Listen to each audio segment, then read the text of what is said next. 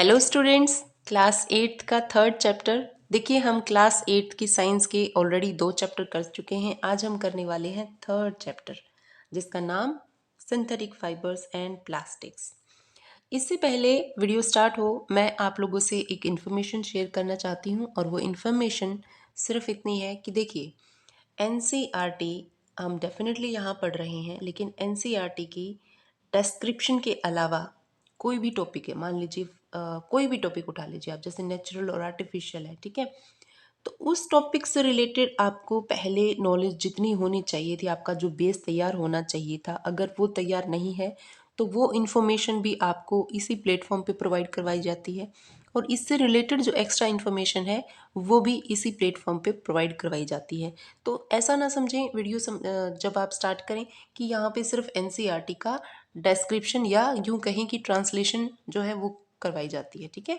तो यहाँ पे उस टॉपिक से रिलेटेड, तो एनसीईआरटी को वैसे भी कोडेड फॉर्म में माना जाता है, तो वो जो कोड्स होते हैं उसको हम डिकोड करके आपको समझाने की कोशिश करते हैं।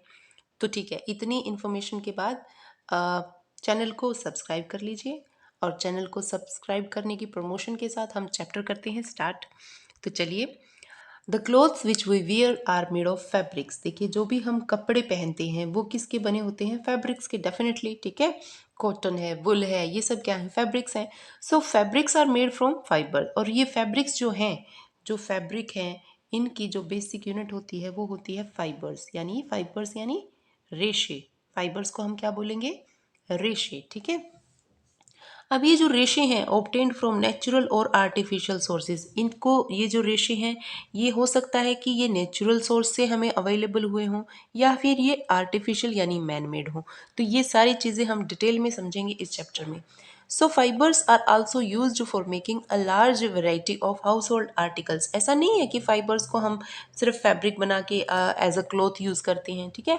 और भी बहुत सारे हाउस होल्ड आर्टिकल्स हैं जहाँ पे हम फाइबर का यूज़ करते हैं। Make a list of some common article made from fibres. आप एक लिस्ट बनाने की कोशिश कीजिए। Try to separate them into those made from natural fibres and those made from artificial fibres. और वो जो आपने लिस्ट बनाई है उसको आप 2 भागों में, यानी कि नेचुरल और आर्टिफिशियल, कौन से आपको लगता है कि वो बने हुए हैं, ठीक है। Okay, so make entries in table 3.1, जो कि हम अभी यहाँ पे करने वाले हैं। देखिए, नेम ऑफ आर्टिकल, ठीक है। कोई भी आर्टिकल आप उठा लीजिए। मान लीजिए कि आपके सामने अभी एक चटाई पड़ी है, ठीक है। चटाई पड़ी है, यानी सीरियल नंबर 1 में हम बात करेंगे मैट की, यानी चटाई की। वो वो किसका बना है? अगर तो जूट का बना है तो दैट इज नेचुरल, ठीक है। अगर जूट का बना है तो नेचुरल। अगला देख लीजिए, अगला आप लगाइए कि जो सॉक्स होती हैं, आपकी जो जुराबें होती हैं, वो अक्राइलिक की बनती है, अक्राइलिक की, ठीक है। अक्राइलिक क्या है? ये एक आर्टिफिशियल फाइबर है, ठीक है। एंड देन उसके बाद हम देखेंगे, सॉक के बाद जो थर्ड नंबर पे हम देख लेंगे, जो रोप्स होती हैं, जो रस्सियाँ होती हैं ना, वो किस चीज़ की बनी होती हैं? रस्सियाँ।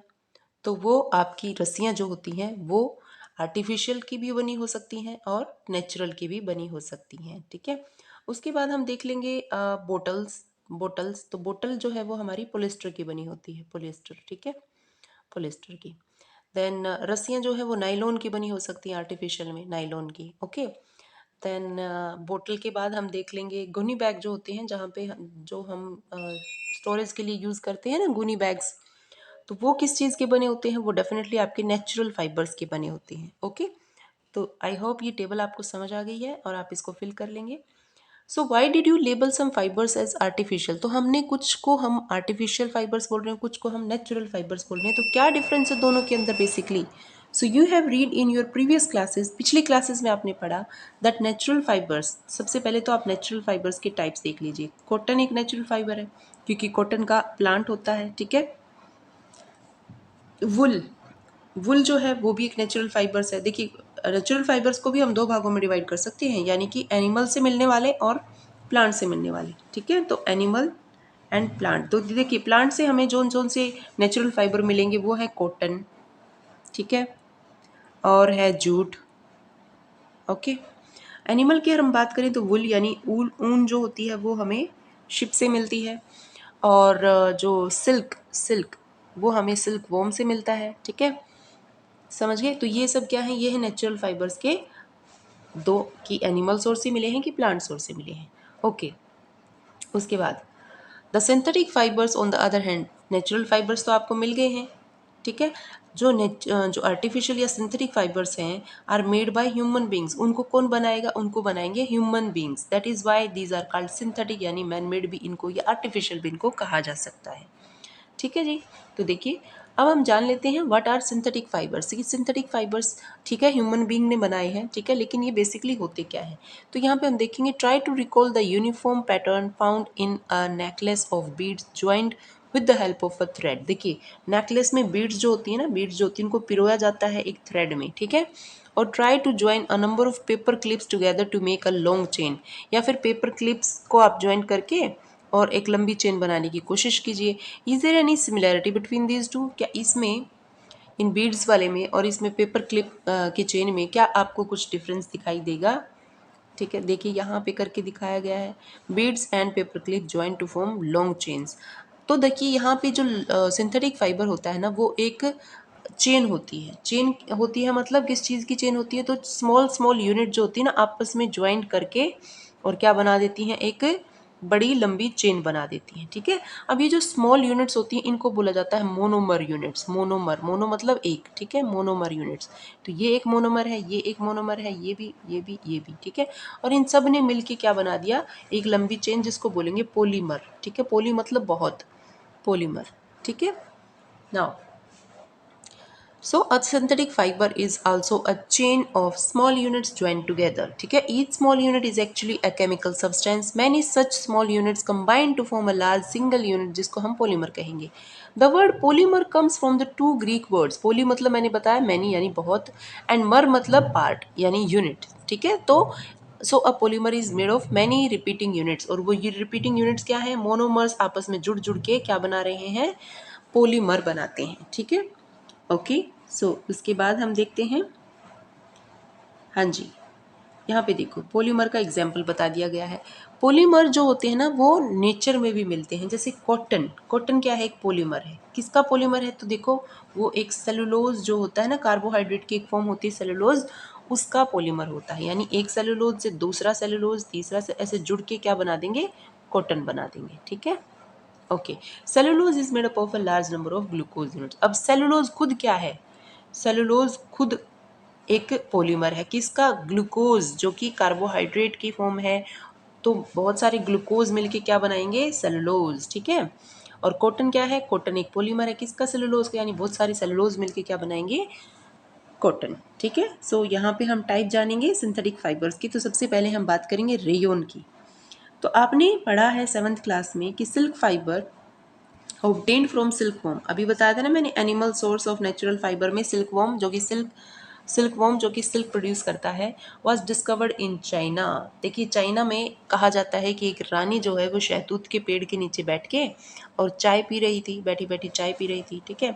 तो इतने में ही उनके जो चाय का जो कप था उसके अंदर एक कुकून आके गिरता है, और जब वो उसको निकालती हैं तो इतना मुलायम चमकीला चमकदार रेशा उनको देखने को मिलता है। वहाँ से खोज मानी जाती है सिल्क जो फाइबर है उसकी, ठीक है।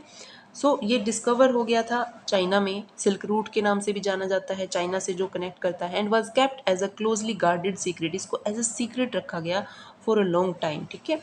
Fabric obtained from silk fibre was very costly, और जब स्टार्टिंग में जब दुनिया को पता लगने लगा ना सिल्क के बारे में, तब ये चमकीला सा और खूबसूरत दिखने वाला जो फाइबर था ये बहुत ही ज़्यादा डिमांड में आ गया और बहुत ही ज़्यादा कॉस्टली था, ठीक है। But its beautiful texture fascinated everybody, लेकिन इसका जो टेक्सचर था ना, शाइनिंग टेक्सचर, उसने हर किसी को लुभाया, ठीक है। Attempts were made to make silk artificially, और तब जाके जहाँ पे इसकी रीच नहीं थी वहाँ वाले लोगों ने आर्टिफिशियली इसको बनाने की कोशिश की, ठीक है।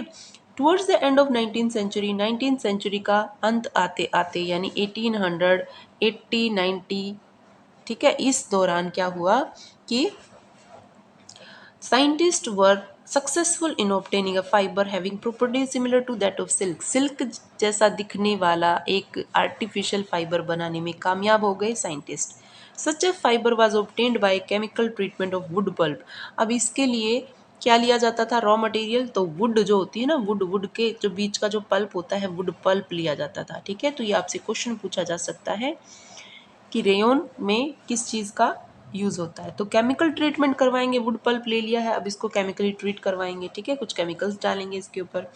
This fibre was called rayon, और अब ये बन जाएगा रेयोन, और रेयोन को हम आर्टिफिशियल सिल्क भी कह सकते हैं। ठीक है, तो ये भी क्वेश्चन बन जाएगा कि कौन से फाइबर को आर्टिफिशियल सिल्क कहा जाता है। ठीक है, although rayon is obtained from a natural source, rayon जो है वो वुड पल्प यानी नेचुरल सोर्स से, ठीक है, नेचुरल सोर्स उसका नेचुरल है। ठीक है, wood pulp, yet it is man made fibre, लेकिन बनाया किसने है? मैन मेड है, मतलब कि प्लांट के ऊपर अपने आप जैसे कॉटन लगता है ना, वैसे नहीं लगता है वो, उसको बनाया जाता है केमिकली ट्रीट करके। हालांकि जो सोर्स है वो क्या है? वो नेचुरल है। ठीक है, wood pulp. Clear? It is cheaper than silk, definitely सस्ता है ये सिल्क से, and can be woven like silk fibres, और दिखने में सिल्क फाइबर जैसा चमकीला दिखता है। It can also be died, ठीक है, इसको डाई यानी कलर किया जा सकता है in a wide variety of colours. Okay, तो ये एक इसका पॉजिटिव पॉइंट हो जाता है। Rayon is mixed with cotton, कई बार क्या करते हैं कि रेयोन जो कि वुड पल्प को केमिकली ट्रीट करके बनाया है और साथ में कॉटन, दोनों को मिक्स करके जो फाइबर बनाते हैं उनका बनता है बेडशीट, और मिक्सड विद वुल, और तो इसकी तो बन जाएगी क्या? बेडशीट। ठीक है, चादरें।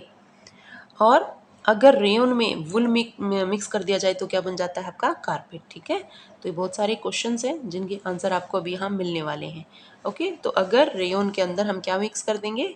रेयोन जो कि क्या है? आर्टिफिशियल सिल्क है, और उसमें अगर हमने वुल यानी कि ऊन जो है वो मिक्स कर दी है तो हम क्या बना सकते हैं? कारपेट। ओके, चटाई। ये देखिए यहाँ पे दिख रहा है, तो रेयोन और रेयोन के साथ वुल मिक्स की गई है। ठीक है जी, ओके, आगे बढ़ते हैं। नायलॉन, नायलॉन क्या है? देखिए नायलॉन जो है ना, ये दो वर्ड्स NY प्लस LON, ठीक है, NY मतलब न्यूजीलैंड, LON मतलब London.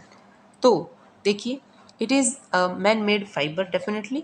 In 1931 it was made without using any natural raw material. अब वहाँ यहाँ पे रेयोन में और नायलॉन में अगर आपसे डिफरेंस पूछ लें तो रेयोन के लिए तो artificial sorry natural raw material जो कि वुड का पल्प है उसको यूज़ किया गया था, और वहीं पे जो नायलॉन है उसमें जो है नेचुरल रॉ मटेरियल का यूज़ नहीं किया गया, ना तो प्लांट से और ना ही एनिमल से, बल्कि इसको बनाया जाता है कोल, वाटर और एयर से। तो हमें कोयला चाहिए, हमें पानी चाहिए, ठीक है, और एयर चाहिए किसको बनाने के लिए? नायलॉन को बनाने के लिए। ठीक है, it was the first fully synthetic fibre. बहुत ही अच्छा क्वेश्चन है। फुल्ली सिंथेटिक, देखिए रेयोन जो था ना ये फुल्ली सिंथेटिक नहीं था। क्यों नहीं था रेयोन फुल्ली सिंथेटिक? क्योंकि इसमें जो सोर्स लिया गया था वो आर्टिफिशियल नहीं था, वो नेचुरल था।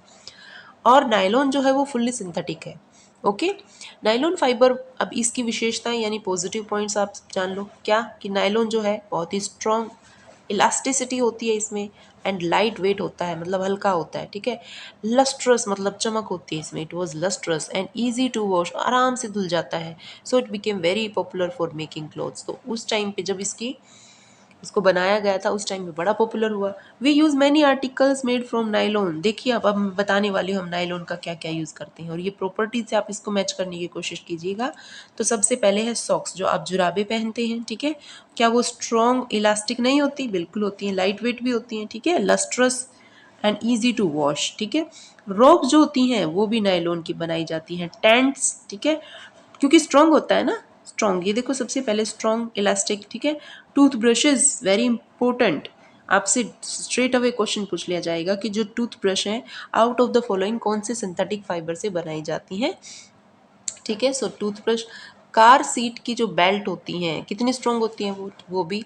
स्लीपिंग बैग्स, ठीक है, कर्टेन्स, पर्दे वगैरह। ठीक है, तो ये नायलॉन जो है बहुत ही इम्पोर्टेंट फाइबर बना हमारा, फर्स्ट सिंथेटिक फाइबर। ठीक है, यहाँ पे देखिए, ये आप देखेंगे कि नायलॉन से बनने वाली चीज़ों में हमने सॉक्स देख ली, रॉब्स देख ली, टूथब्रश देख ली, कर्टेन्स देख लिए। ठीक है, ओके, अब यहाँ पे हमारे जो बूझों हैं उनको आई है कुछ टेंशन, जान लेते हैं क्या है।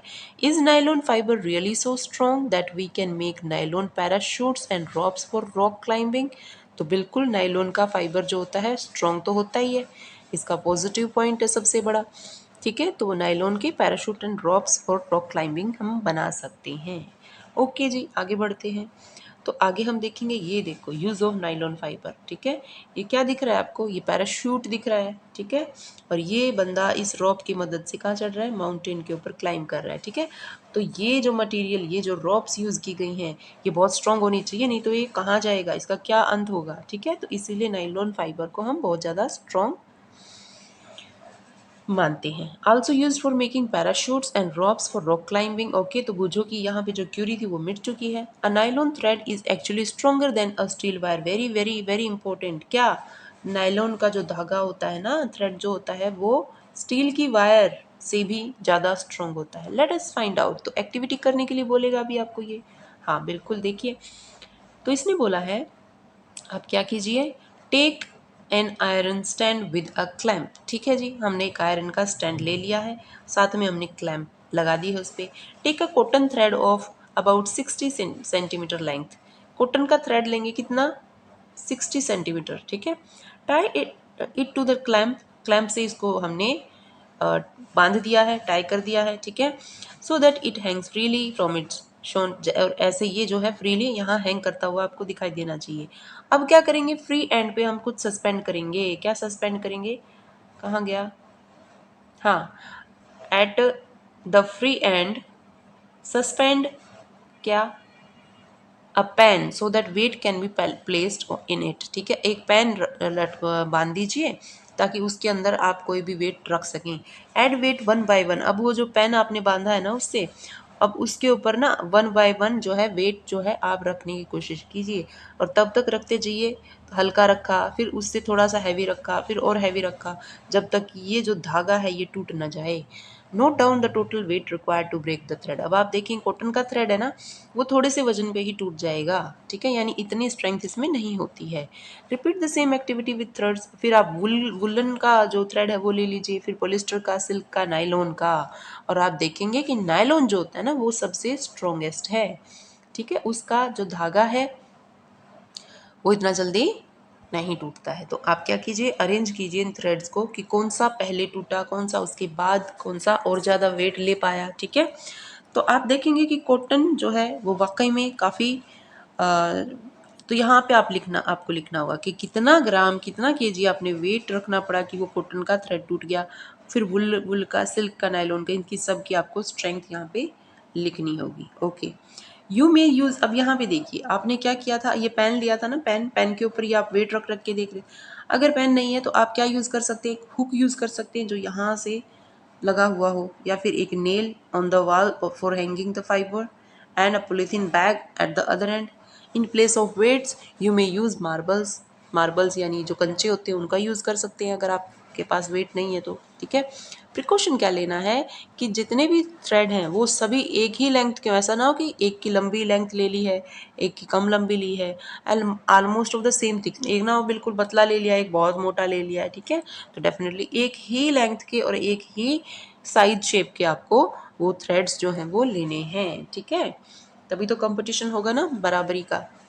उसके बाद हम देखेंगे पॉलिस्टर और एक्राइलिक। ये क्या होते हैं, ये भी हमारे, देखिए पोली, पोली आया ना, पोली मतलब many. Polyester is another synthetic fibre. ठीक है, fabric made from this fibre does not get wrinkled easily. बहुत इंपॉर्टेंट बात बताई पॉलिएस्टर के बारे में। पॉलिएस्टर देखिए आग जल्दी पकड़ता है, लेकिन इसकी विशेषता, लोग उसको क्यों पहनना पसंद करते हैं, क्योंकि इसमें रिंकल्स जो होते हैं ना, कपड़ों में रिंकल्स पड़ जाते हैं धोने के बाद, तो रिंकल्स मिटाने के लिए हम क्या करते हैं, आयरन करते हैं ना कपड़ों को। तो इसमें क्या होता है कि रिंकल्स जो होते हैं ना पॉलिएस्टर में वो नहीं आते हैं। तो ये बहुत एक इम्पोर्टेंट पॉजिटिव स्टेप है इसका। So does not get wrinkled easily, it remain crisp रहते हैं and is easy to wash. और क्रिस्प मतलब कटकट, जैसे जो कॉटन होता है ना, आप नया नया कॉटन का कुर्ता पजामा लेके आए हैं तो वो कितना कड़क सा होता है, क्रिस्प होता है, लेकिन धोने के बाद वो उतना नहीं रहता है ना, उसमें फिर बाद में वो मांड जो होते हैं ना वो दिलवानी पड़ती है। ओके, स्टार्च में डुबोना पड़ता है उसको। लेकिन यहाँ पे पॉलिस्टर जो है ना वो अपने क्रिस्प जो है बरकरार रखे रहते हैं, चाहे उनको कितनी बार भी वॉश करो, और वो बहुत आसान होता है उनको धोना। ठीक है, so it is quite suitable for making dress material. तो इसीलिए ड्रेस मटेरियल भैया कौन रोज़ रोज़ प्रेस करे कपड़ों पे, ठीक है, आयरन कौन करे, इस्त्री, और जो है इजी होते हैं वॉश करने में भी। तो इसीलिए जो है पॉलिस्टर को एज ड्रेसिंग मटेरियल ज़्यादा यूज़ किया जाता है। You must have seen people wearing polyester shirts and other dresses. Terylene, अब टेरिलिन, टेरिलिन क्या है, इज अ पॉपुलर पॉलिएस्टर की ही एक फॉर्म है। ठीक है, okay, it can be drawn into very fine fibres that can be woven like any other yarn। ठीक है, उनको भी अदर जो यार्न होती हैं उन्हीं की तरीके से उनको काटा जाता है। ठीक है, my mother always buys PET bottles and PET jars for storing rice and sugar. I wonder what PET is. PET क्या होती है? मम्मा बोलती तो है कि ये बोतल जो है ना ये PET की बोतल है, ये जार PET का है। ठीक है, तो PET का मतलब क्या? तो PET की फुल फॉर्म है पोली इथाइलिन टेरीथलेट। ठीक है, is a very familiar form of, ये भी क्या है, पोलिस्टर। तो हमने पोलिस्टर की टेरिलिन, PET, ये सब क्या है, पोलिस्टर है। It is use for making bottles. तो अब देखिए यहाँ पे मिल गया ना आपको आंसर। जो बोटल्स होती हैं जो हम अपने हाउस होल्ड में यूज़ करते हैं वो किस चीज़ की बनी होती हैं, पोलिस्टर की। ठीक है, तो utensils, film, wires and many other useful product जो होते हैं वो पोली इथाइलिन टेरीथलेट की बनी हुई होती हैं, जो कि क्या है, एक पोलिस्टर है। Look around and make a list of things made of polyester. तो अपने चारों तरफ अपने घर पे देखिए आप कितनी सारी चीज़ें यूज़ करते हैं पोलिस्टर की। तो मैंने अभी बताया कि पोलिस्टर की फुल फॉर्म में पोली क्या होता है, पोली का मतलब होता है मैनी, और एस्टर क्या होता है, so it is actually made up of repeating units of a chemical called ester. Ester, ये एस्टर, ये एस्टर, ये एस्टर, ऐसे। ठीक है, एस्टर्स क्या होते हैं, वो chemicals which give fruits their smell. तो जो फ्रूट में से आपको पता लग जाता है ना, मम्मी अगर मार्केट से कोई फ्रूट लेके आई तो आप बोलते हैं मम्मी ऐसा लग रहा है उस फ्रूट की स्मेल आ रही है ना, तो वो जो स्मेल होती है वो उनके अंदर एस्टर जो केमिकल प्रेजेंट होता है उसकी वजह से आती है। ठीक है, so fabrics are sold by names like polycot. देखो पोलीकॉट, कॉट मतलब कॉटन। ठीक है, तो polyester plus cotton, poly wool, polyester plus wool, terricot, ठीक है, टेरिलिन प्लस कॉटन, एक्सेट्रा। ठीक है, as the name suggest these are made by mixing two types of fibres. अभी बता दिया पोलीकोट क्या है, किसका मिक्सचर है, पोलिस्टर और कॉटन का, पोली वुल, पोलिस्टर एंड वुल का। ओके, तो ये हमने जाना पॉलिस्टर के बारे में। अब देखते हैं वी वियर स्वेटर्स। हम लोग क्या पहनते हैं, स्वेटर्स कब पहनते हैं, सर्दियों में। एंड यूज शॉल्स या फिर ब्लैंकेट्स यानी कि कंबल। ठीक है, इन द विंटर, ठंड में। Many of these are actually not made from natural wool. ये नेचुरल वुल के नहीं बने होते हैं बहुत सारे। दो दे अपीयर, लेकिन लगता है ऐसा है दिखने में, अपीयर टू रिजेंबल, किससे सिमिलैरिटी दिखती है, वुल से।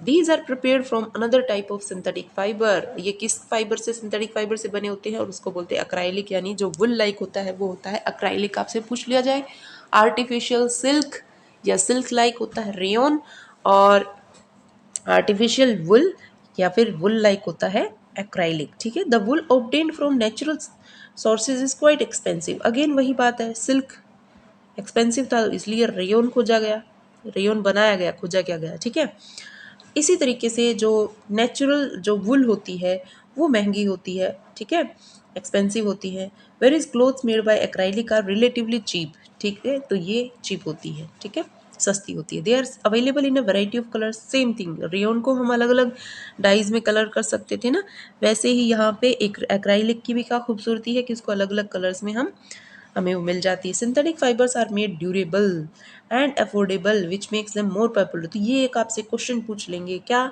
कि why synthetic fibres are more are used so extensively. तो आपका आंसर होना चाहिए because synthetic fibres are more durable, मतलब लंबे चलते हैं, स्ट्रॉन्ग होते हैं, लॉन्ग लास्टिंग होते हैं। एंड अफोर्डेबल यानी चीप होते हैं। चीप मतलब कि आपकी जेब पे कम दबाव पड़ेगा जब आप इनको खरीदने जाएंगे। Which makes them more popular than natural fibres. Clear है इतना, इसीलिए ये ज़्यादा पॉपुलर होते हैं as compared to natural fibres. You have already performed an activity of burning natural and synthetic fibre. ठीक है, आप पिछली क्लास में करके आए हैं कि आपने क्या किया था, कि एक तो सिंथेटिक फाइबर को रेशियो को जला के देखा और एक बार नेचुरल को, ठीक है। व्हाट डिड यू ऑब्जर्व, तो याद करने की कोशिश कीजिए आपने को क्या दिखाई दिया था।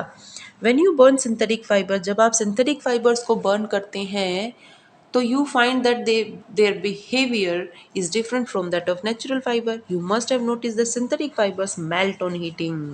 इसीलिए बोलते हैं सिंथेटिक फाइबर्स पहन के काम नहीं करना चाहिए किचन में या आग के पास, ठीक है, क्योंकि वो क्या हो जाते हैं, वो मेल्ट कर जाते हैं हीटिंग पे और आपकी स्किन से चिपक जाते हैं। और ये सबसे बड़ा डिसएडवांटेज है किसका, सिंथेटिक फाइबर्स का। तो अगर आपसे पॉजिटिव्स तो आपको बता दिए, लॉन्ग लास्टिंग होते हैं, ड्यूरेबल होते हैं, इजी टू वॉश होते हैं, चीप होते हैं। लेकिन अगर आपसे नेगेटिव पूछ लिया जाए कि नेचुरल फाइबर्स में सिंथेटिक फाइबर्स में दोनों में डिफरेंस अगर आप बताओगे तो आप बता दोगे कि नेचुरल फाइबर्स के कंपैरिजन में सिंथेटिक फाइबर्स जो होते हैं ना वो मेल्ट कर जाएंगे हीटिंग पे और कहाँ पे चिपक जाएंगे, आपकी स्किन पे चिपक जाएंगे, ठीक है।